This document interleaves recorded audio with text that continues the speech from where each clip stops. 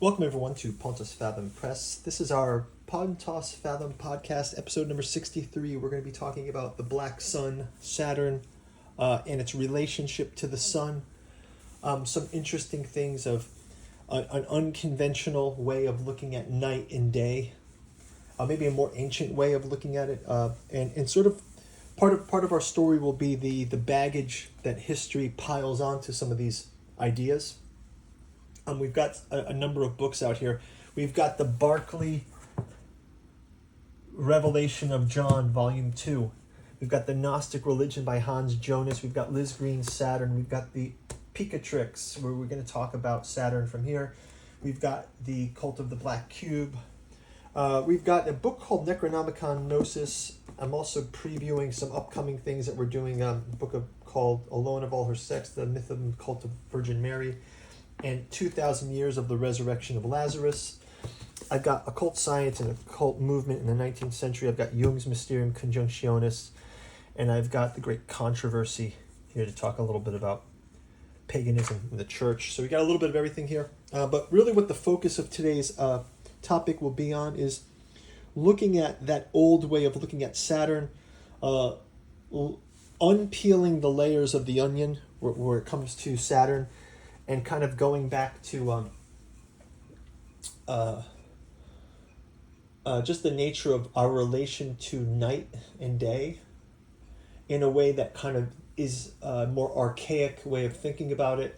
And then we'll try to annotate some of that historical baggage that I call it, this historical reinterpretations or these sort of limited worldviews that maybe were bound to the period of time in which they came up, but they don't really take us to the core of the matter and kind of try to get us back to this root of the matter.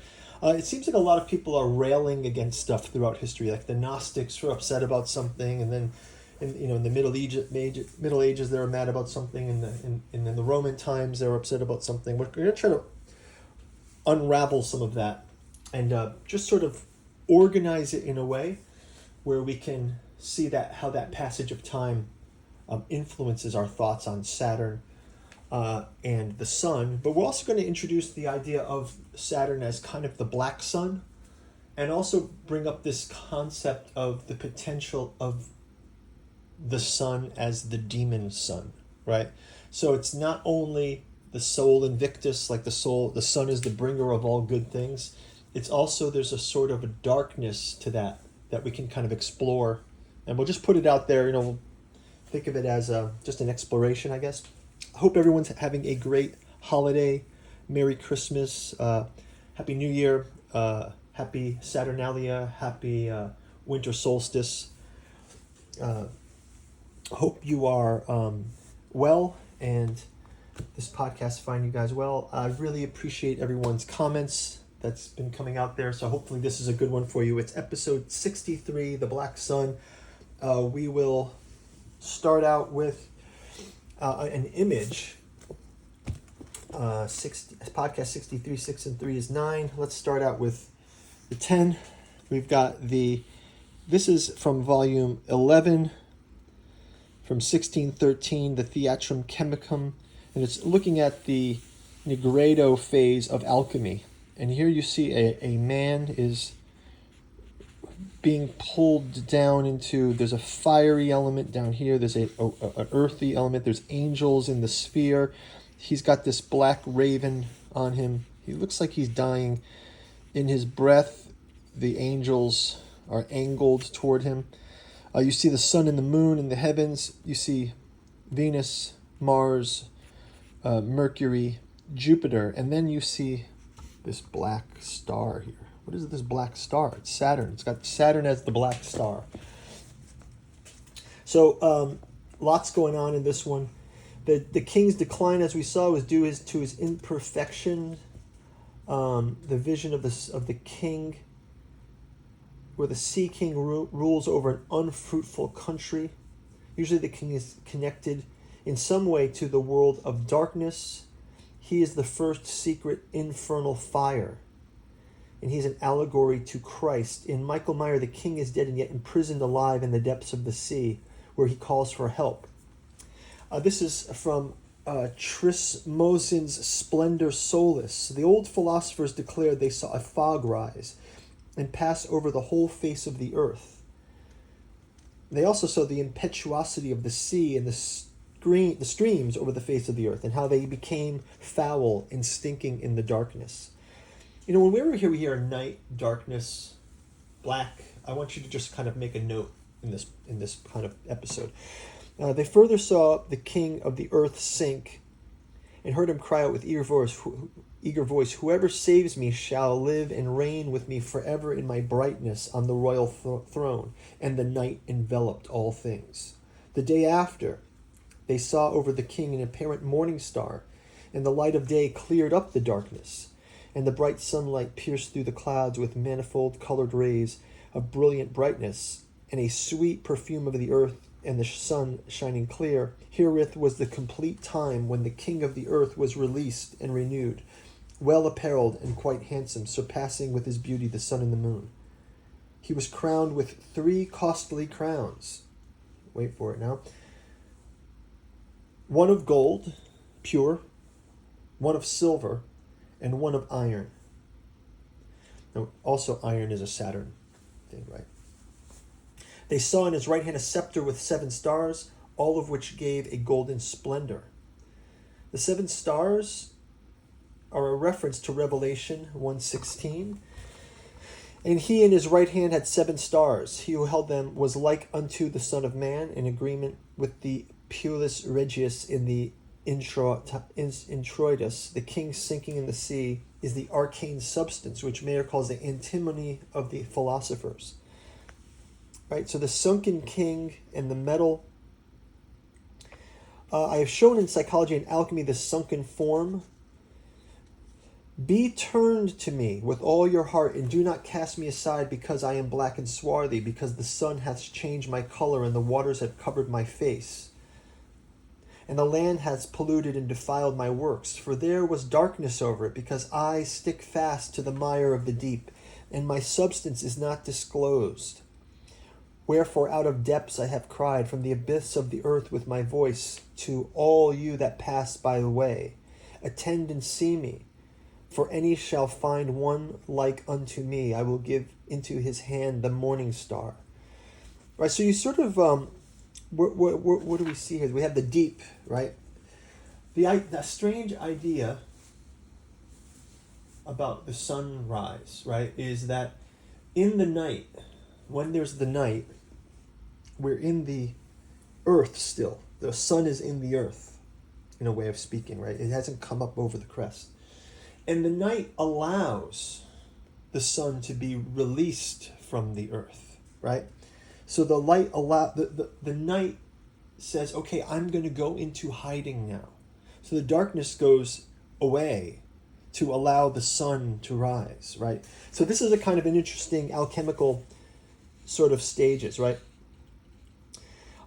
The idea of the decay, like the sun sets into the earth, and then the earth lets the sun come out again. So it's almost like that Plato under the Pluto, Hades with Persephone's story, but it's every day, right? So every day, the earth swallows the sun, but then lets it out again, right? And it's only in the night that the stars come out, that these things happen, right? So it's in that darkness. So the king needs the renewal that begins with a descent into his own darkness, an immersion into his own depths, and a reminder that he is related by blood to his adversary. Life wants not only the clear, but also the muddy, not only the bright, but also the dark. It wants all days to be followed by nights, and wisdom herself to celebrate her carnival, for which indeed there are not a few traces in alchemy. And then it says, the passage from stresses the one day may perhaps throw some light on the apparently unique reference in Kunrath's Amphitheatrum, the Filis Unis Dei, the hermaphrodite of nature.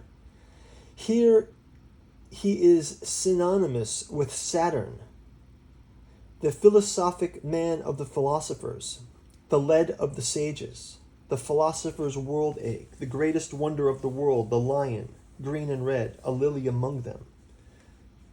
So Kunrath in Saturn, the cold, dark, malefic. The dragon, all of this is expressed by the dragon or serpent in the Summa Summarum, the dragon as the lowest and inchoate form of the king. At first a deadly poison, but later an apoplexic itself. The myth of the phoenix, again, phoenix rising, the phoenix rises, the sun rises, and the sun sets. And that, I think that movement into the night is sort of like where maybe we can launch into Saturn. So black sun, what does it really mean? So I think if we look at it, we've talked about this in other podcasts before. We've talked about the idea that while the sun's light is visible, the night is a kind of different illumination. So one closes one's eyes at night, right? I'm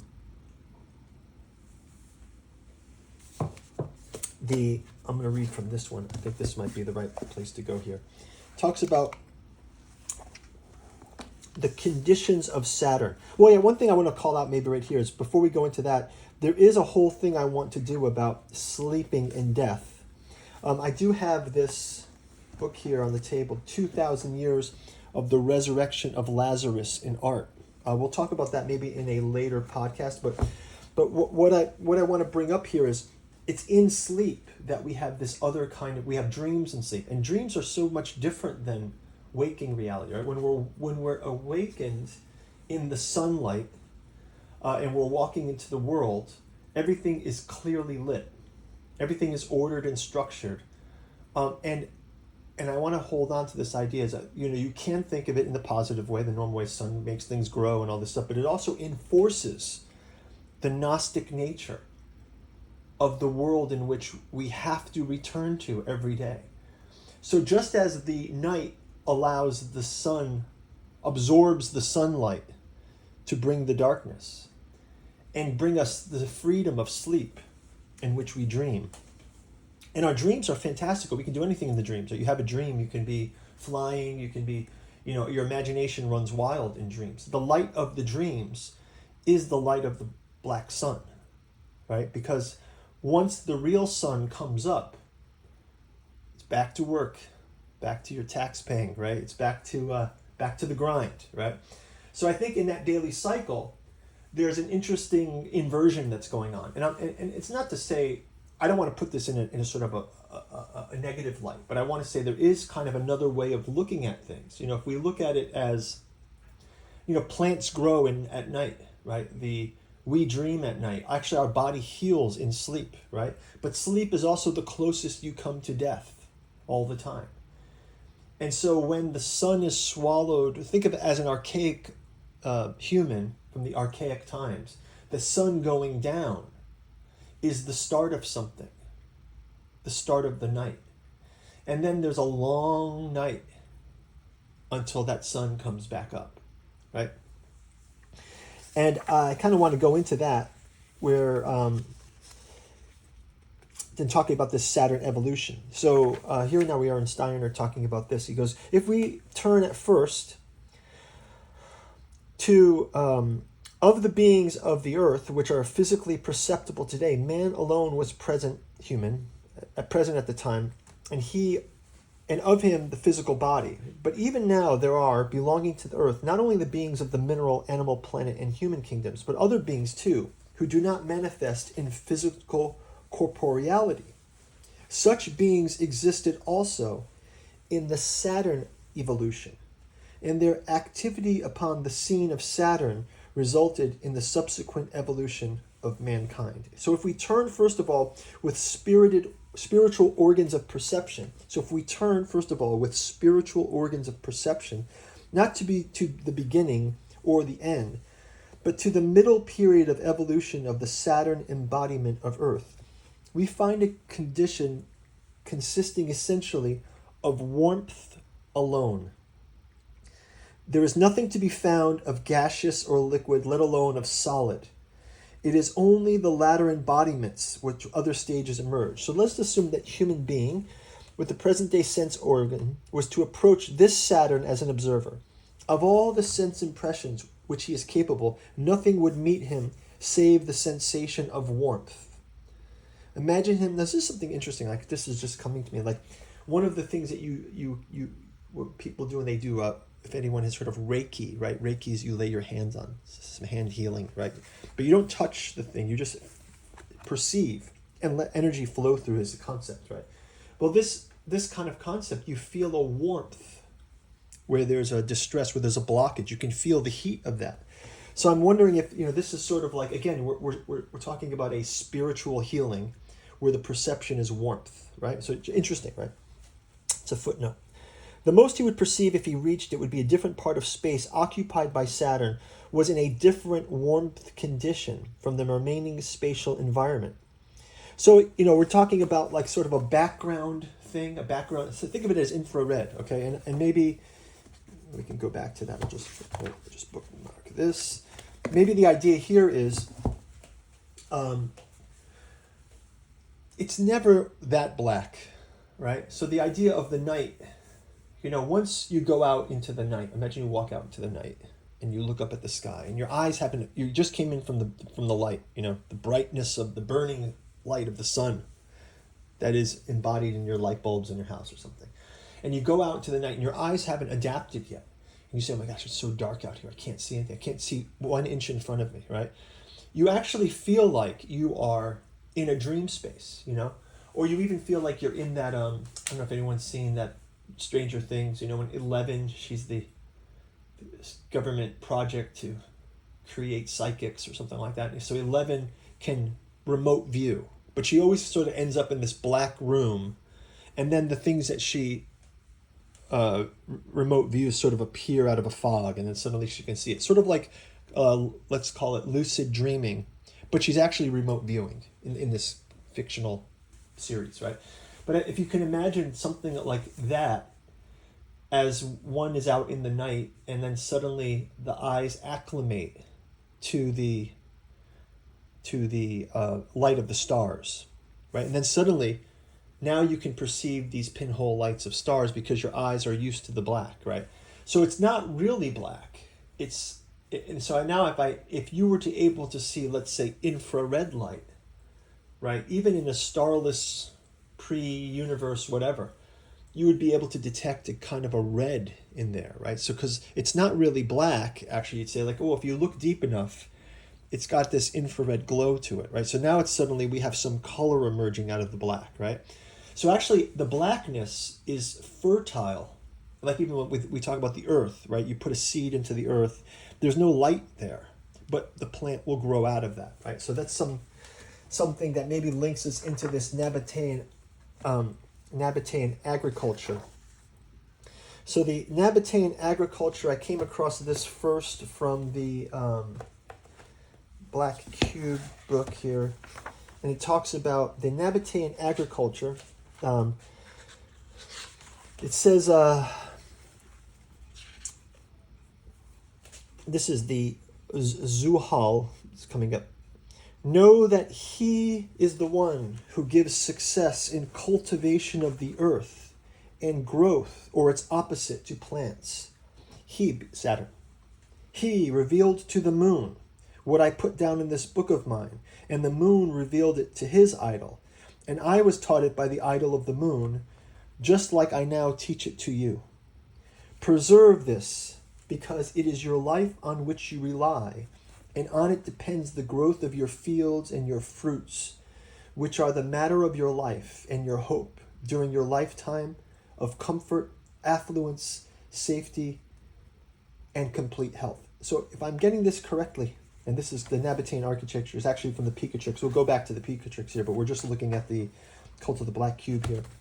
It's basically saying that the black sun is actually the thing that's causing the ground to grow. It's causing agriculture to happen, right?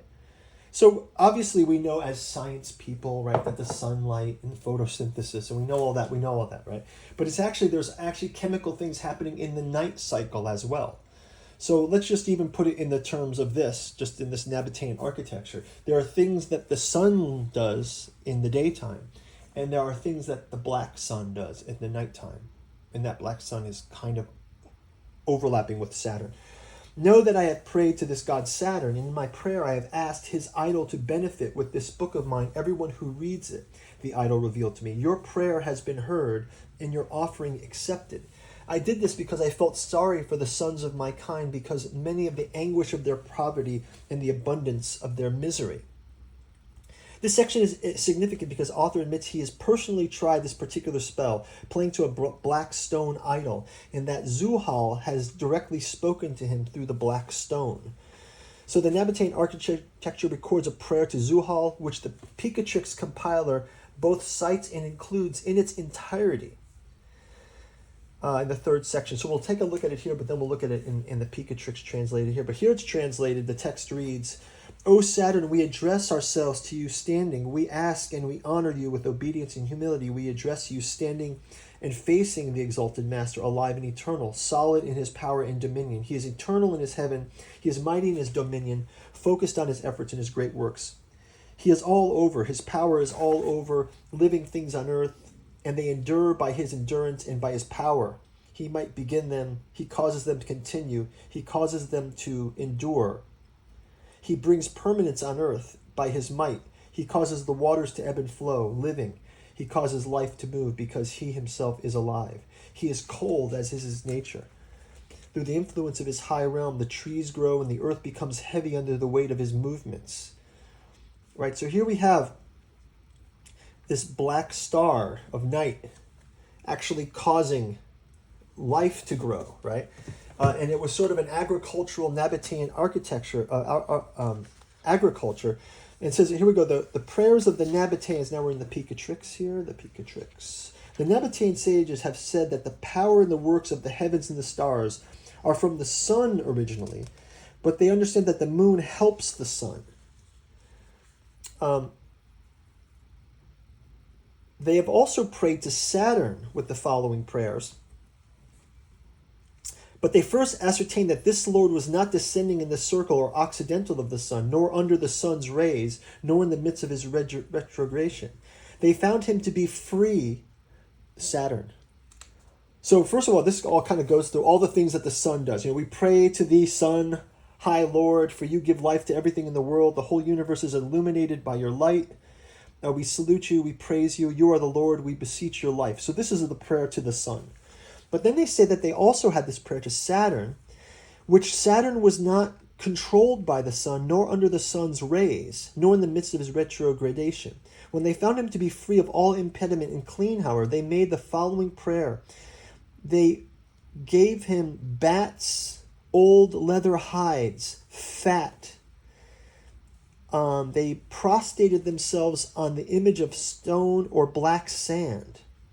And by this working, they were protected from Saturn's malice and evil, from all of Saturn's evils.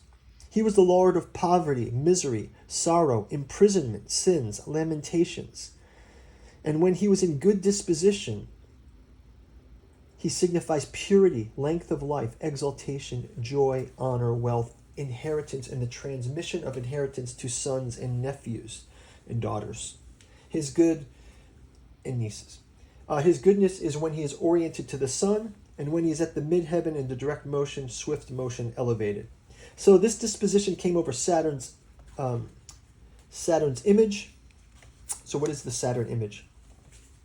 So maybe we'll stop with the Picatrix for a second here, and I take a moment here. So let's kind of take a moment to say what just happened. So they used to pray to the sun, but then they also would pray to Saturn as kind of a hedge, maybe, these agriculturalists, right? Let's look at Liz Green talking about Saturn and the sun. So Saturn in aspect to the sun. Now this is going to come from a very modern thing. So let's fast forward to modern views of Saturn and the sun. It says, in the Saturn and sun may be seen a polar opposite in a psychological sense, together forming a unit which we call the individuality. It's a mysterium conjunctionis, a conjunction of opposites. In mythology, these two functions of the ego and its shadow Wait a minute. The sun is the ego, and Saturn is the shadow, the Jungian shadow. But they both together make up the self, right? The egg of the self. So now we see that the egg of the earth self has a sun side and a Saturn black sun side, right? These two functions are often represented as the hero and his trusted companions, such as Theseus and Pirithous, or Parsifal and the Red Knight. The functions which Sun and Saturn symbolize need to be integrated within the conscious awareness of the individual if he is to make any real steps in growth. But the human intellect is not accustomed to seeing opposites as having the same meaning, right? We've been sort of galvanized to make opposites something that are, it's either good or bad, right? But there's not an integration happening, is what she's calling out. It is often difficult for the average person to understand that your darker side, symbolized by Saturn, is the pathway by which he may find the bright light of your full potential, symbolized by the sun. In Gnostic teaching, Jesus and Satanael were the twin sons. So this is like a weird, we'll go into the Gnostics a little bit, but they had all kinds of various versions of Christianity before Christianity came up, let's call it. In this one Gnostic teaching, Jesus and Satanael were the twin sons of God, each having an equal important role in the structure and unfoldment of the universe. They were the symbols of light and dark aspects in the psyche, but had not yet come to mean the principles of human good and human evil in the petty sense in which we now understand these principles. Sun is always symbolically pitted against Saturn on the birth chart, whether they are actually an aspect or not. For it is the individual to discover that they are the two faces of himself. But to perceive them in this way requires standing at the center and not wholly in the light of the conscious ego. When the Sun and Saturn actually form an aspect, the process of integration is accelerated. And then she kind of goes into, she's going into technical things of astrology, but maybe the Sun-Saturn individual also deals with life by pitting himself against it, because he usually finds a fairly early age that those things which are of value must be worked for. Yeah, so this kind of links into the Saturn idea of works. But again, maybe I'll leave it at that, because some of this Saturn-Sun relationship that I believe is interesting is, again, let's call that a modern interpretation of the middle interpretation that comes out of the Picatrix, right? So if we go back, let's rephrase it this way. Liz Green does a great job of redeeming Saturn, a new look at an old devil, right? She looks at Saturn as those things that make you stronger, those boundaries, those disciplines, those challenges are ruled by Saturn. In the medieval time, if we go back through history, so this is the modern view. In the medieval view, it was a cursed star, the black star, right? It was a bad sign, and you had to pray to it to make it go away. But these are constructs that are laid on top of what the original Saturn was, right? These are things that are constructed. Maybe one way to sort of show how easily it's to construct this stuff is I've got a book here on the table. It's called the Necronomicon Gnosis. It is a very nice book by Asanaeth Mason. It's, I believe, Polish. Practitioner of Lovecraftian, like a Lovecraftian-based, let's call it witchcraft. It's like a witch kind of tradition, right? So the idea is, but witch in the sort of Walpurgis Night kind of, witch in the let's call it witch in the best sense, like Mary Magdalene kind of line, the Mary Magdalene line of witchcraft. And oh, by the way, I do have this other book here on the table, Alone of All Her Sex, The Myth and Cult of the Virgin Mary. I think I'm going to do probably a whole thing on Mary. If you guys are interested in that, leave a comment below. I want to do the life of Mary, but I want to kind of call out some parts of this. I'll do that next. So first of all, let's go into... So Necronomicon Gnosis, right? It's an invented system based on some Lovecraftian things that is being practiced here. So the idea that I thought was interesting in this one was the Nyarlathotep as the black man of the Sabbath. Who shall know the mysteries of Nyarlathotep? For he is the mask and the will of those that were there when time was not. He was the priest of the ether, the dweller in air, and hath many faces that none can recall. The waves freeze before him. Gods dread his call. In men's dreams he whispers, yet who knoweth his form? So now we're just talking fiction here. It's just H.P. Lovecraft's great imagination. Nyarlathotep as a human-like figure, but he was known to the Egyptians as a black pharaoh. But he's an immortal, great old one. So he predates even the Egyptians, right? So this whole call out to the black pharaoh, the black sun, using black candles, all these kind of tropes, right?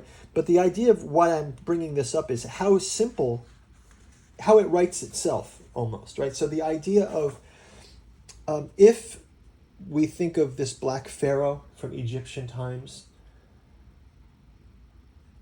having also been something before that, right? So I'll do it this way: Satan, Saturn, Black Pharaoh, and then Nyarlathotep. Just to kind of do the fiction. We're doing a fiction right here.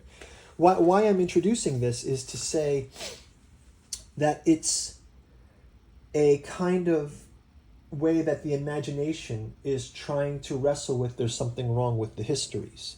Right? The history that we've been told, there's something wrong with it. There's something buried in the history. And this is what Jung always does, right? Jung's Mysterious Conjunctionis, right? He's undigging these alchemical texts, right? He's undigging these alchemical texts, and he's finding these things. Let me go back to that image. Right? He's finding these things in ancient writings which talk about the nature of the deeper nature. It says, as regards to Saturn-led equation, it should be noted that although astrologically Saturn is a malefic planet of whom only the worst was expected, he is also the purifier, because true purity is attained only through repentance and the expiation of sin. Thus Meister Eckhart says in his sermon on the text, "For the powers of heaven shall be shaken." Further, we must note how God has decked the natural heavens with 7 planets. This is Meister Eckhart saying. He's talking about Luke in the Bible, but he says the first is Saturn, then comes Jupiter and Mars and the Sun, and after that comes Venus and then Mercury and then the Moon.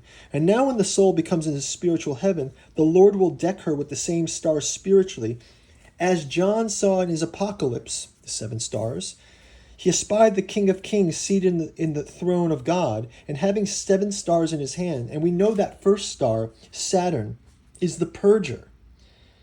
In the heaven of the soul, Saturn becomes the angelic purity, bringing as reward the vision of God. And the Lord said, "Blessed are the pure in heart, for they shall see God."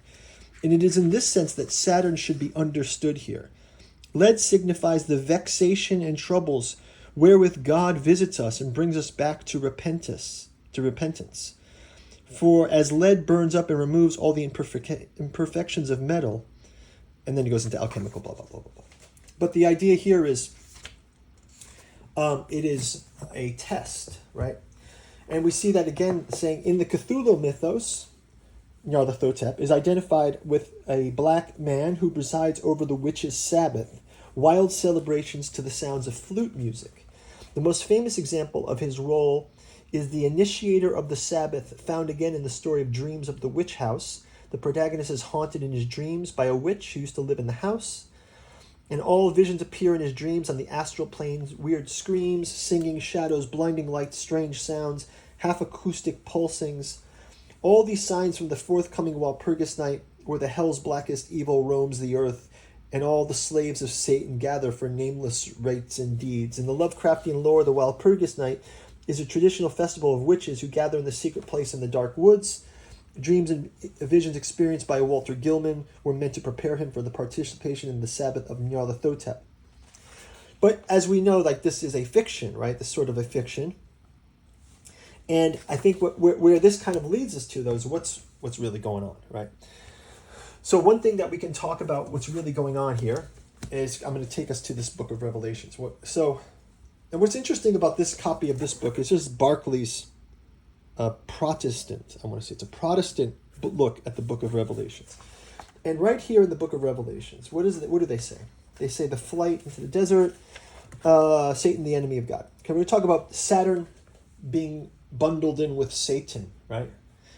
Now, and this is where, God bless Protestantism. I think it's great, right? Protestantism puts the work back on us. Nothing is more in the spirit of karmic work than the Protestant idea that it's kind of upon us, not so much like the Catholic mysticism. But let's show that there's a weakness to it too. So they were talking about Revelation 12, and it goes, here we see the picture of war in heaven between the dragon, the ancient serpent, the devil, and Satan. And then it says, this is Barclay, all these names describe one evil thing. All these names describe one evil being. And Michael and all of his angels are pitted against the evil one. Now, this is what's strange. They actually, if you follow the works of Steiner, they actually aren't different. They are different things. They are very different things. There's the dragon, there's the serpent, there's the devil, and there's the adversary, Satan. And so in the urge to put the onus back on sort of faith and the works, the Protestant strips away some of the granularity of the detail. Now, that's not to say that this is a great book, right? And I think Protestantism was a huge thing to break the weirdness that was going on in some of the Catholicism, right? But sort of, and I think some of that is illustrated by, history is a lot richer and deeper than we know. I mean, if you look at, let's go on a photo journey here. Let me zoom in on this a bit. So we'll take you on a photo journey, starting with Revelation. So we talked about Revelation a bit, and we have, just John on Patmos having his vision of the apocalypse. Now let's look at this section. It's called Paganism Enters the Church. Well, of course, Protestantism had to come up because there was a number of pagan confusions, let's say, that were built into the church structure. So if we go into this, we see the winged serpents signifying the soul of departed Egypt, winged serpents on King Tut's tomb, Mayan serpent sun god Quetzalcoatl coming out of the mouth of a dragon, Cozumel in 1000 AD, Rome, winged serpents on a chariot carrying a soul to heaven. So we got winged serpents. We've got a serpent boat in Scandinavia.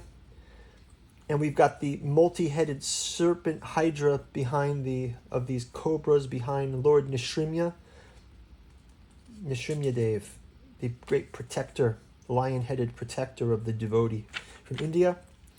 We also have serpents in the Roman bath, the serpent door in St. Mary's Cathedral, and the dragon of the papal crest in the Vatican Museum, right? Vatis Khan, the divining serpent. Vatican is the divine serpent, right? Then we have Mithras slaying the bull, eating of the god's flesh, like Bacchus, the grape, the wine, the blood of the occult solar symbols. So now you have the sun, the unicorn, the peacock. They're all symbols of the occult for the sun, Lucifer and Satan. Assyrian seals, King Tut's tomb, again, solar and lunar discs. The crescent, fawns and satyrs on St. Peter's Basilica. Right, so these are, why am I showing you these? These are all embedded just within Catholicism, right? Just within Catholicism, which is only 2,000 years old, right? All of these symbols seem to have found their way. Madonna in child, all right? The Egyptian Madonna Isis. Like I mentioned, I'm going to do this Mary Isis probably podcast. Maybe one will be, maybe podcast 64 will be the Lazarus one, and 65 will be the Mary one, something like that. Let me know which guys you would like to see down in the comments. As a child, a Krishna, baby Krishna, right? So we have this Madonna imagery, Madonna in child, in a crescent, right? The Isis crescent. So it's hiding, the pagan gods are still hiding within the Catholicism. And I think that in the one way, the spiritual science that was Protestantism was trying to personalize the relation between, say, humanity and Jesus.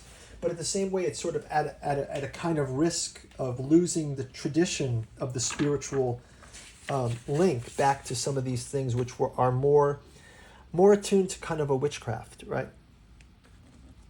So how did this church rise up with this? You've got tridents, you've got votive hands, the votive hands, occult blessings of Jupiter, the satanic hand signs in the Roman Church, the fleur-de-lis, keys, beads, pine cones from Egypt, all the way up to the pine cone of the papal staff, the giant pine cone at the court of the Vatican, right? Oannes, the Babylonian fish god, and Neptune and Poseidon. And again, that fish god is the same hat of the fish mitre. Dagon. Talking about. So now this is the weird part, right? Now Dagon shows up, right? Dagon shows up with the Pope. And suddenly, this doesn't seem so crazy, right? Necronomicon Gnosis, it doesn't seem that insane when the actual real history. So Lovecraft writes about Dagon, the half-fish god, the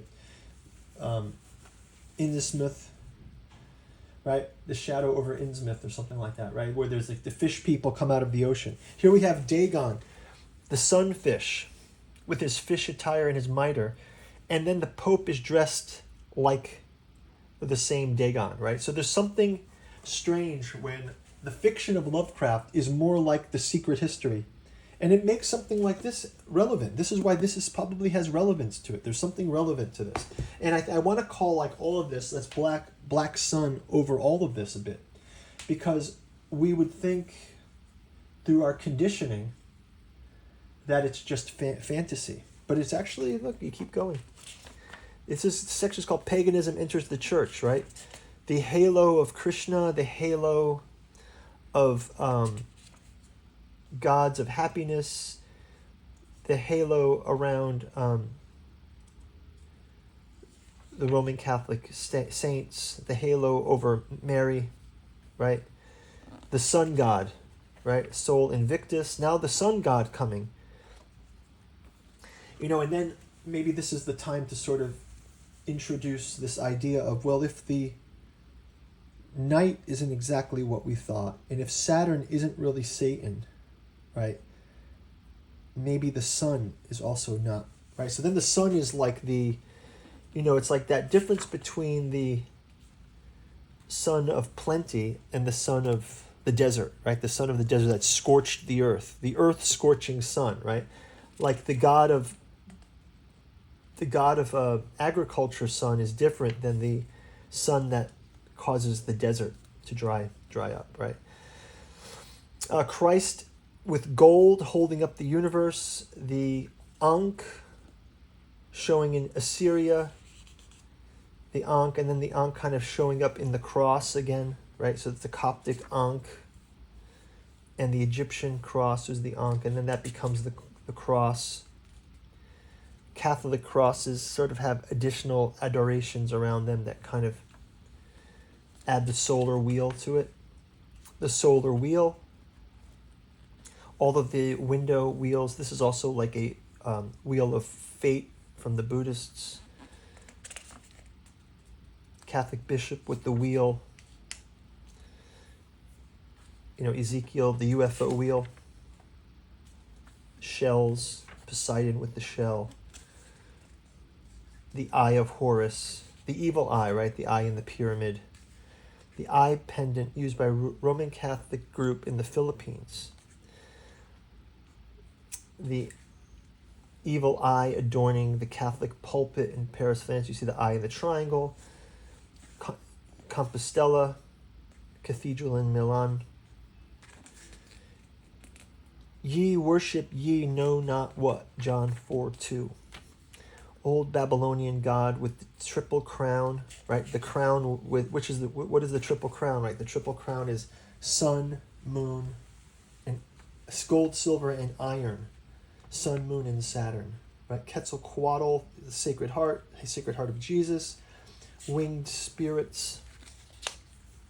Anyway, so we get the kind of idea of this presence of the ongoing occult that's in all of this. And if we kind of look to what do the Gnostics have to say about this, right? So prominent in this Sethian school of Gnosticism, there's the Poimandris, and where did I find this? The Hypostasis of the Archons. Talks about the origin of the world. They tell us how Sophia desired to produce alone without her consort, a work which would be like the first existing light coming forth.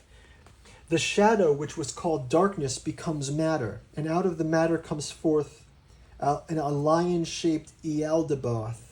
Comments. The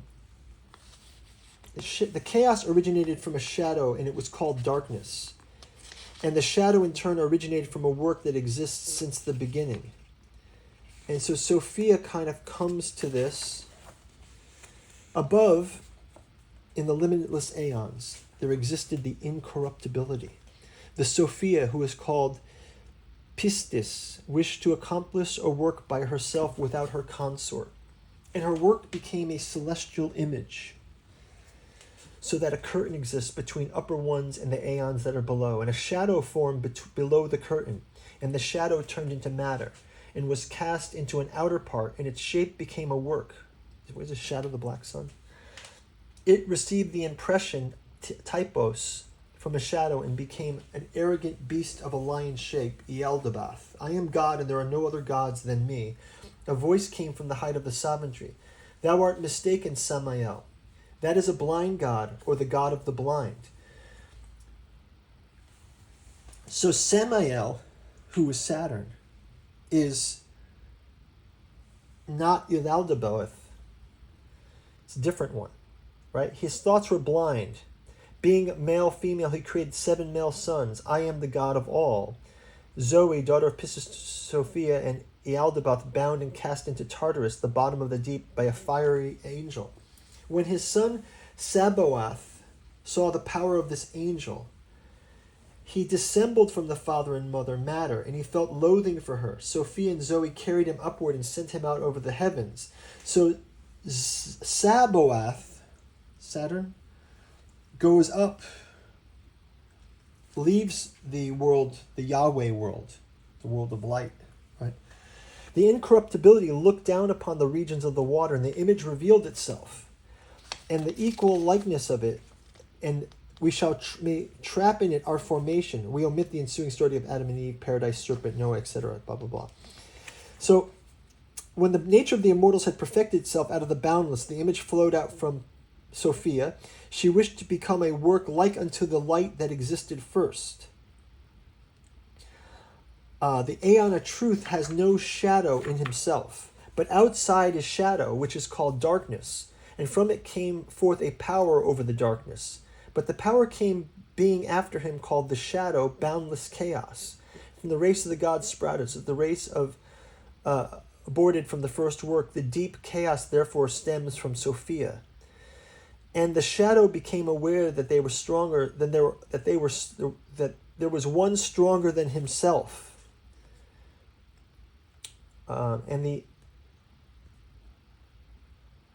He became envious, and having forthwith the envy was devoid of spirit, and it arose And this is where matter forms out of this. And this is Ial de Both.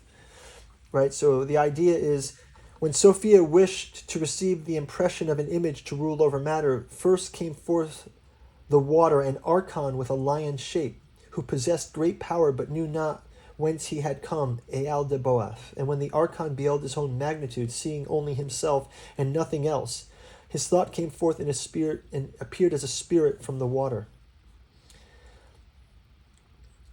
I am a god.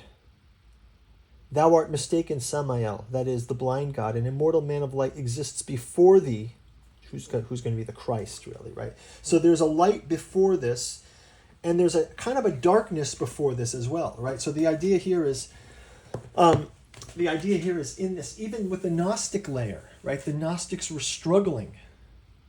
The Gnostics were struggling to find a way to reconcile this, nature of the world. I had this kind of idea that was, one of the things we talked about in one of the early podcasts. We had talked about Philip K. Dick being obsessed with this idea of the black iron prison, right? So he had this Gnostic nightmare, sort of, that all of reality, So we have kind of had this idea, like, our souls are sent into our bodies to test us, something like this, right? And in this black iron prison concept, it's like we are living in the black iron prison. Well, one thing I thought that was interesting about this was Saturn rules over blackness and rules over iron. So all one needs to do to escape the black iron prison of the Gnostic souls embodied in the meat of our bodies, all that one has to do is just realize, when you close your eyes, the bars disappear, right? There's no black iron prison anymore. And that's the light of the black sun, right? So, we talked about it before. Steiner talked about the third dimensional sun is the light of the day, which is also the light of the jailer, right? The jailer shining the lights. Like, hey, wake up, everyone. Go to work, right? And there can be a sense in which the sun alone is seen as the oppressor, right? So the sun can be seen, and this is where that myth of vampires in the sun comes from, right? Where the vampire can't exist in the sunlight. Well, because the sun is this kind of a piercing light. It's not a warmth. Saturn was described as, the old Saturn was felt as a warmth, not an illuminating, burning brightness, right? It's a warmth. And this goes back to those earth goddess traditions. It goes back to what probably was the true form of fertility cults and witchcraft, having to do with this Saturnalia, right? This kind of Saturn that we're talking about. And so that black sun is the counterbalance. Without the black sun, without the night, the sun can be the oppressive jailer. But with the night, the sun and the day and the night balance each other. And then we can benefit from the sun's momentary time in the day, and then relinquishing the sun's control so that the night can have its time. And then the night relinquishes the control back to the day, right? Something like this cycle, right? And I think that this is really embedded in our ability to, when I say our, I mean humans' ability to do something that machines can't do, and that is the idea that we can reconcile opposites. We started out with Mysterium Conjunctionis, and a lot of what Jung's talking about is the conjunction of opposites. And I think that there's a great Rudolf Steiner statue of him like Christ as holding back Ahriman and pushing out Lucifer, or something like this, right? And I think it's even something that we've talked about in the past. One of the topics that came up in Necromancy of Nyarlathotep is this idea of, well, isn't Jesus also a necromancer? Right? Didn't he raise Lazarus from the dead? So we're going to do that Lazarus podcast. We're going to talk a little bit about Lazarus raising from the dead, resurrection. That'll be covered here. And that's kind of the themes of our book, Necromancy of Nyarlathotep, which is part of our gigantic Catu journals out of Lovecraft's Providence. If you want to go check these out in our bookstore, helps to support the channel. We've also got one that I think that our podcast community here will be happy for. Esoteric Dragon Mysteries, Decoding the Dragon Symbol in Myth and Occult Traditions. This sort of captures 8 of our dragon podcasts in book form. So we've got the Alchemical Dragon, Tiamat, the Mother of Dragons, the primordial goddess, ancient bloodline. We've got Saturn and the Dragon, astrological Saturn and esoteric dragon lore. Dragon in the Grail, the Holy Grail bloodline, Pendragons, the works of Lawrence Gardner. The Dragon in the Cross, sort of undoing Christianity. Dragon and reptilian origins, and the Dragon in the UFO. Camelot, JFK 60, Crossfire, and the Invisible College. And then some of the visualizations from the dragon are in here as well. So yeah, go check those out in the bookstore. It helps to support the channel. We've also got the Artificial Psychoanalysis of Desiring Machines, Pontos Fathom Press, deep dive into the interface between artificial psychology and the coming AI raising. This one's quite interesting. It's a combination of, we've done some lectures on these before, so maybe we'll do some topics on this later.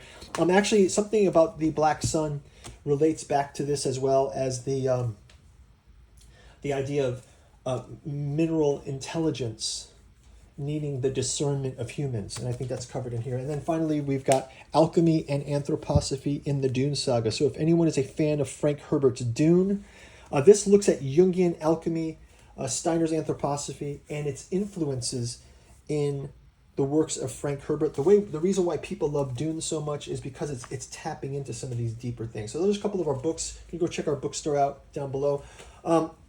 You can also like and subscribe, helps us grow the channel.